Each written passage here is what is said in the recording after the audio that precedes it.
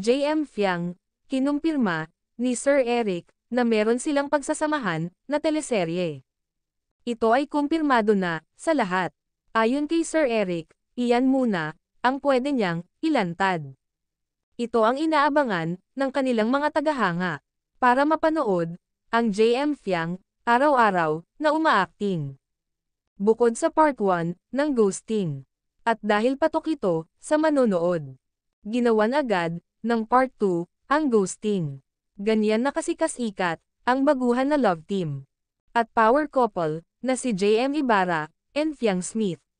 Bukod din sa kabi-kabilaang commercials, ay meron din silang mga movies na dapat abangan. Sa ngayon, ito na ang mga nakalinya at natapos na at kasalukuyang proyekto ng JM Fiang.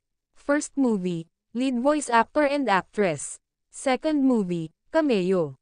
First DG series part 1. First DG series part 2. Third movie, lead actress and actor. Grabe guys, ganyan ka in demand ang JM Fiang sa lahat.